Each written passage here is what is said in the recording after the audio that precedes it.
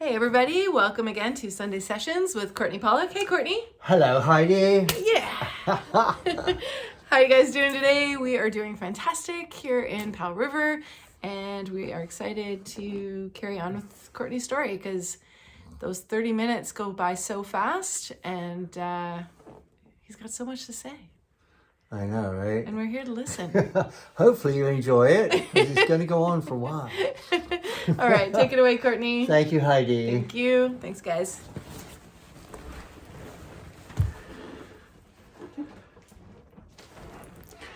Now, the Bodega Bay House, the bird's house, Alfred Hitchcock's The Birds. Oh my gosh, what a great movie. And no wonder I felt so familiar in the place. I bought it, before I even heard about the story, but it always felt so, familiar. And here I am. And so I've left my friend's floor and sleeping bag, and bought this home in Bodega Bay. And I bought it from the owners, so I don't have a bank involved. I don't have mortgages. I'm just making payments to the owners, which is great. And that way I could move in for a nominal amount of money. Well, not nominal. I mean, it was a couple $100,000. I don't know what it was. Something like that. It was whatever we'd made up. Anyway, so things are going really well with my indoor enterprise, and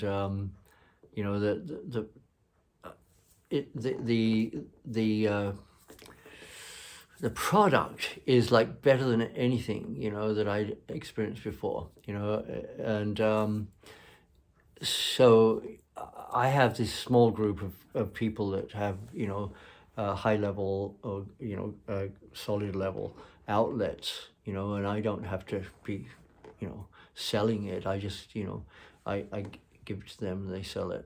And it's just a music group in the Bay Area, essentially, and then Hollywood. There were some film groups in Hollywood that would buy poundage. And I can talk about this because I've paid my dues. And back then, the top pot price anywhere was $1,700 a pound, which was a lot of money. $1,700 a pound US is pretty good, And so little by little, I raised the prices because my product was like leagues beyond what anybody had.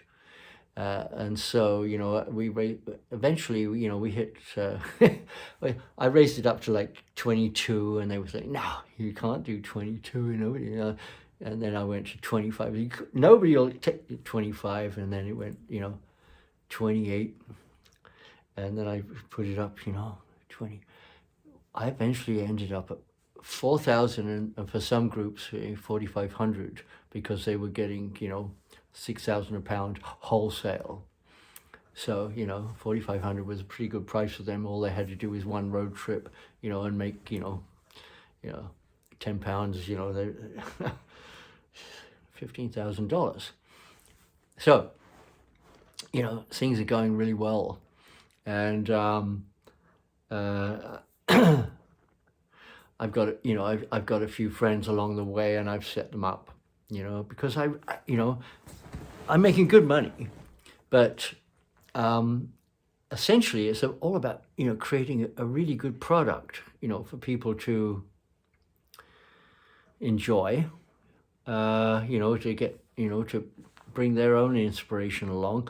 And it doesn't take much. You're paying a lot of money, but, you don't have to smoke a joint or three, you have to have one or two puffs, and you're getting, all your, highs and information and stuff like this.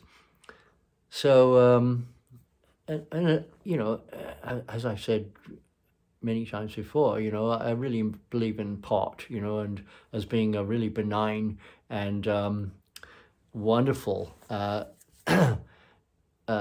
indulgence, if you like, for higher thinking and creativity, and it beats the hell out of the infamy of alcohol, which draws along with it so many problems and terrible behavior and tragic family situations, and pot doesn't really have any of that connotation, very individual for each person, and you take what you can, even today. I hardly ever smoke, if I have a puff, I get so high, and if I have two puffs, I have too much, it's so powerful nowadays, all these hybrids and everything. Which of course I was working on myself, back in the day, and did my best. But it wasn't about how much you can smoke. It's about how little you can smoke, and really get into these higher grounds of consciousness and creativity, and spirituality, and all these sensitive areas of life. As I've said before, the influence of the whatever it is doesn't get you high. You get you high. You don't rely on a drug, whatever it is, to get you high. You have to get you high. If you're not moving towards some higher place, you're not going to go to some higher place. You're just going to be that this is a given, and so many people, most people really don't understand that about indulgences. And anyway, I'm doing really well with my indoor grow, and it's getting better and better, and I'm like, I eventually got, up to 4,500 pounds. I was like, wow, I get 15 pounds, I go out $60,000. And then, I put it into the property, and so what we started, about that time, an old friend of mine came along. I mentioned her in the very early episodes where, I came into, I was in Nicasio Valley, and I driving along with Jerry, and I see this literally barefoot and pregnant girl walking down Nicasio Valley Road, and I stop and, are you okay? Where are you going? I'm I said, oh, get in, we'll take care of you.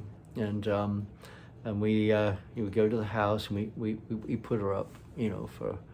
And I said, what's going on? She said, well, I'm barefoot and pregnant, and I don't have anything. She didn't actually say those words, but, it's obvious what, And so I talked to the owner. I was on the Kelly Ranch at that time, the beautiful private estate in Casio Valley where I first landed in the West Coast. And they set her up in a teepee on the top ridge, which has got a 360 view. And there's a bunch of other teepee dwellers up there, and she's native. She's a native girl, and it seems like a really. And she, through that, I introduced her to members of Grateful Dead, and I think she ended up being working with Bobby Weir as a housekeeper for years, and other capacities. And then she worked with Andy Leonard. She married Andy Leonard, and they raised a child together as their own. Andy was a great guy, big, cultured and educated and really smart, big Harley rider. And he was a real strength in the organization back in those days. And so she was doing well, through her meeting with me. And then, she showed up at my house in Bodega Bay. And, my son has just, come of age. He's left. He's down there with Andy, and got a job. And now I'm free, and I've left the fire department. She was working with the fire department. She had a thing about uniforms. I don't know what it is. Anyway, and she. I said, well, what would you, what do you need? And she said, well, I need a place to stay. And I said, well, I have a whole apartment underneath me, so you're welcome to it. Just anything you don't have, I'll provide it. And so she moved in downstairs. I said, you have to know that I'm growing, and she said, okay, yeah, right. And then, she helped me with my harvests, and, mostly just the harvest, but, and, things went along apace, really good, and she introduced me to this guy that had a little film group that did advertisements, and he became a client that, really valued what I had. And she was, seemed like an asset. And then she took it into her head to go.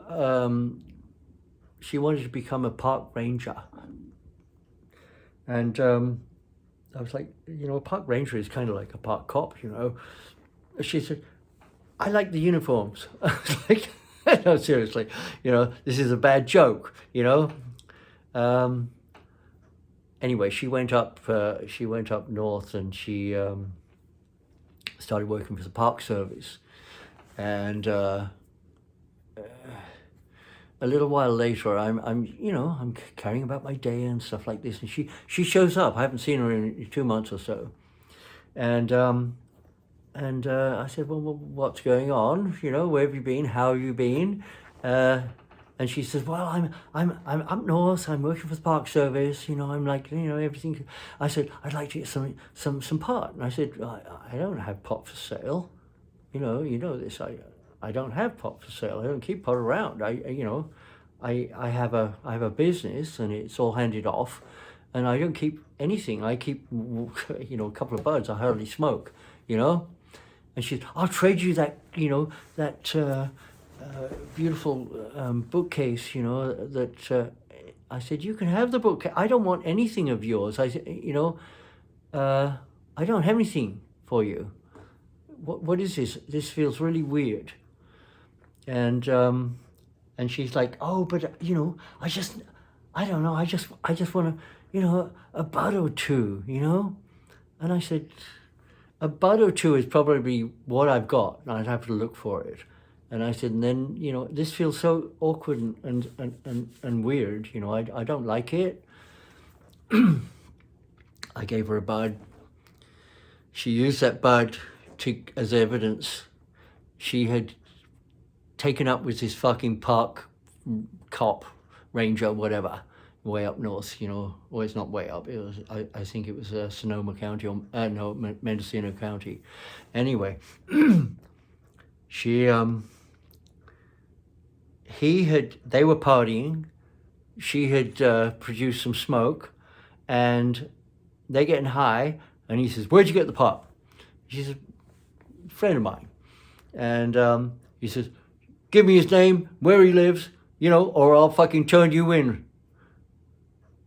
And, honestly, I said, what was the matter with you?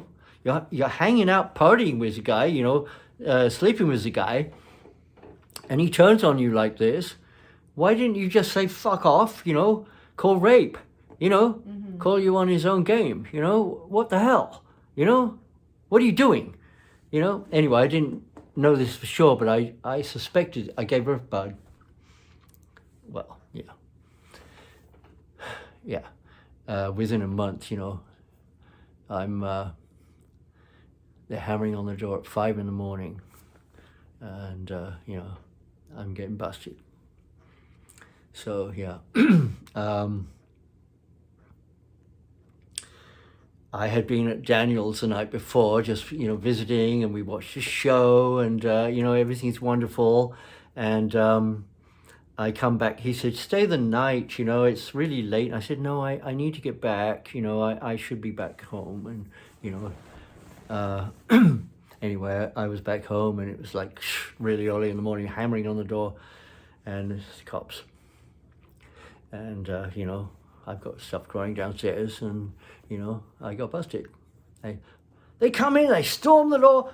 I said, the door's unlocked. So they kick it in, break the lock, kick another door in, come in, and they stick right in my mouth, cock the trigger. I said, you've been watching, you've been watching too much TV. Seriously, what the hell, man, And so there's one, there's a cop standing on each wrist, and this guy with his gun in my mouth, and cocking the trigger, where's the pot? Where's the pot? And I'm like,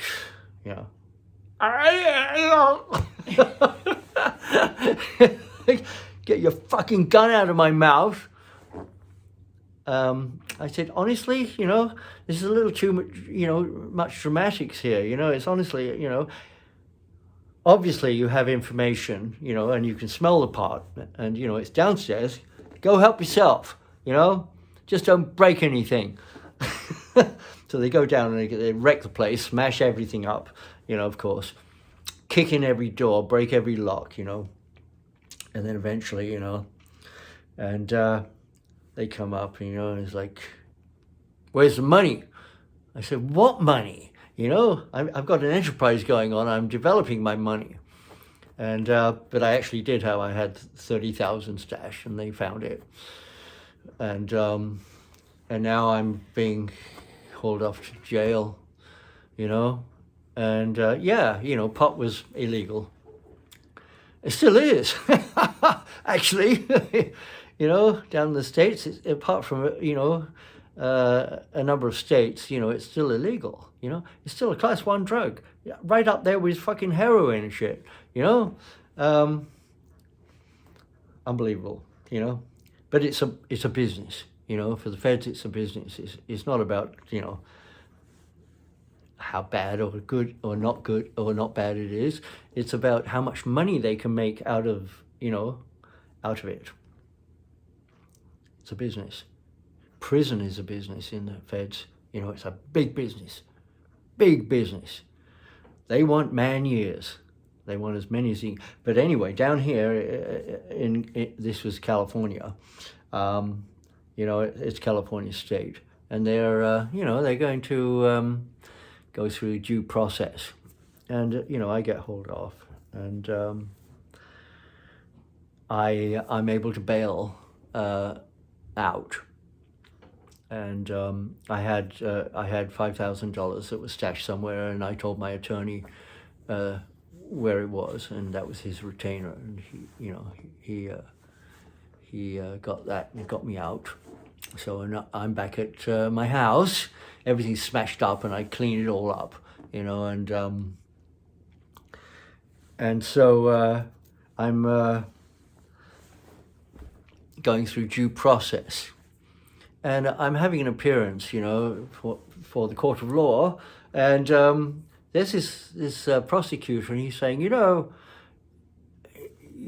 going to do time for this, you're going to you'll probably end up in San Quentin, and if you survive San Quentin, you'll get deported. So, he was like saying, what are you hanging around for, right? You're out, leave. He didn't actually say that, but it was loud and clear what he was saying. He was like, who cares about pot? Really? Seriously? It's not it's a victimless crime, shouldn't be a crime. And it no longer is down there. So,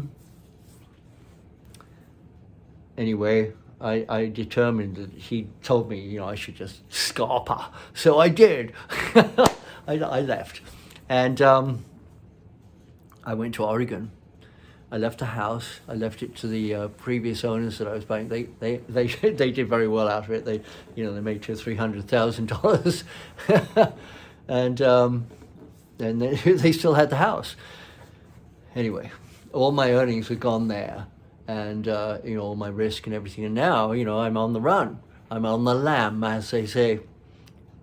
And so anyway, I go to Eugene, which is a very liberal place, you know, and I get a little apartment, not an apartment, a little house. And, you know, I set up a room. I make enough to carry on, you know, with a few lights and go for, and then eventually I parlay that into a bigger house, and I ended up, you know, with a bigger house with you know, a 6 light garage. And I'm doing very well. And then I've saved some money, and then We're gonna wrap it up. I got to wrap it up for now. Excusez-moi. All right. I got to pee. Okay. Sorry. It's okay. Pardon-moi. Thanks, guys. We'll catch up on the next one Okay, later. then. Take care.